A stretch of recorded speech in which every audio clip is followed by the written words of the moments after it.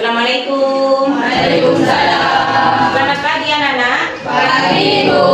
Bagaimana kabarnya pagi ini? Alhamdulillah baik. Baik anak-anak, sebelum pelajaran dimulai silakan kedua kelas untuk memimpin doa terlebih dahulu. Berdoa dimulai. Doa selesai. Sebelum pelajaran ya di sini Bu Guru akan ngabsen terlebih dahulu. Coba lihat temannya, siapa yang tidak masuk pagi ini? Masuk semua. Masuk semua. Jadi hari ini temannya masuk semua ya? Ya. Ya. Baik, setelah Bu absen, di sini Bu Guru akan memulai pelajaran tentang stratifikasi sosial. Ya. Ada yang sudah belajar tadi malam apa itu stratifikasi sosial?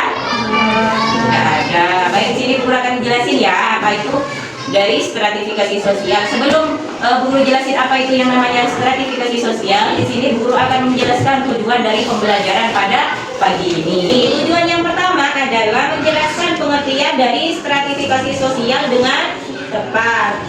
Tujuan yang kedua adalah menyebutkan bentuk-bentuk stratifikasi sosial dalam masyarakat. Dan tujuan yang ketiga adalah mengidentifikasi faktor-faktor pembentuk stratifikasi sosial. Jadi stratifikasi sosial dapat diartikan sebagai lapisan masyarakat. Ya, lapisan masyarakat. Apa itu? Yaitu penggolongan masyarakat ke dalam kelas yang disusun secara bertingkat. Jadi masyarakat itu digolong-golongkan secara berkelas. Nah, contohnya seperti apa, Bu? Maksudnya digolong-golongkan itu. Jadi, misalnya yang berpendidikan tinggi itu termasuk golongan orang yang statusnya tinggi. Kenapa kok berpendidikan tinggi disebut dengan statusnya yang tinggi? Karena kalau pendidikan tinggi itu dianggap mereka sudah mampu. Kalau mereka hanya petani, maka mereka dianggap sebagai kelas rendah. Karena apa? Karena penghasilan petani itu tidak tentu. Nah ya kadang kalau hasil panennya bagus gitu dapat menghasilkan penghasilannya besar. Tapi kalau kendala dari alam, hasil panennya gagal, malah petani itu akan rugi. Kadang modalnya saja tidak kembali atau terjadi gagal panen. Paham dari sini apa itu stratifikasi sosial? Selanjutnya di sini sudah dijelaskan faktor pembentuk stratifikasi sosial. Faktor yang pertama adalah faktor kekayaan. Nah, orang yang kaya, orang yang memiliki kekayaan banyak di dalam masyarakat itu dianggap memiliki kelas tertinggi. Kenapa? Karena dianggapnya mereka punya kekayaan, akhirnya dianggaplah mereka sebagai kelas tinggi. Jadi dianggap kelas teratas orang yang kaya itu kaya. Nah, yang kedua, kekuasaan. Mereka yang memiliki kekuasaan di desa atau menjadi kepala desa, padahal awalnya mereka memiliki kekuasaan itu berawal dari pemilihan oleh rakyat. Ya, setelah mereka menjadi penguasa di desa itu, kepala desa itu dianggap termasuk dalam lapisan kelas tinggi. Ya, karena apa? Karena dia memiliki kekuasaan. Kekuasaan apa? Untuk mengelola desa itu, ya. Karena dia sebagai kepala di desa tersebut. Ya, nah ya. Dan yang kedua adalah kehormatan. Jadi orang-orang atau masyarakat yang disegani, yang dihormati, itu akan memiliki kelas tertinggi juga, dianggap tertinggi juga. Kenapa? Karena dihormati, karena disegani. Ya, contohnya misalnya di sini Pak Kiai yang sudah memiliki pondok itu disegani. Jadi mereka memiliki kelas yang tinggi, dianggap masih kelasnya tinggi. Karena itu dianggapnya apa? Karena disegani oleh masyarakat dan dihormati. Ya. Yang keempat itu adalah pendidikan atau ilmu pengetahuan atau mereka yang memiliki pendidikan. Jadi yang memiliki pendidikan dan yang memiliki gelar tinggi, yang sudah S1 atau S2, yang memiliki gelar ya entah itu apapun, jadi dianggap itu lapisan, termasuk dalam lapisan masyarakat kelas yang tinggi. Dari mana Ustazah? Ya dari gelar yang didapat. Oh, berarti orang itu kalau sudah memiliki anak yang memiliki gelar tinggi, anggapannya kelas tinggi karena dia mampu menyekolahkan anaknya sampai memiliki gelar. Paham dari sini faktor-faktor dari stratifikasi? Paham. Baik, kalau paham, di sini Bu Guru punya tugas. Silakan dibuka halaman 39. Jadi ada tugas kelompok kecil. Ya. Jadi kelompoknya ini kalian diskusikan dengan teman meja kalian ya. Jadi teman sampingnya dua-dua ya. Silakan diskusikan tentang 2 poin tersebut. Kalian cari tentang contoh stratifikasi sosial dalam kehidupan sehari-hari. Di sana ada 2 poin. Silakan diskusikan dengan teman kalian masing-masing. Jangan ya.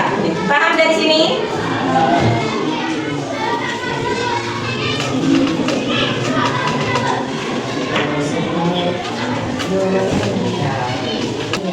Ayo coba diskusikan.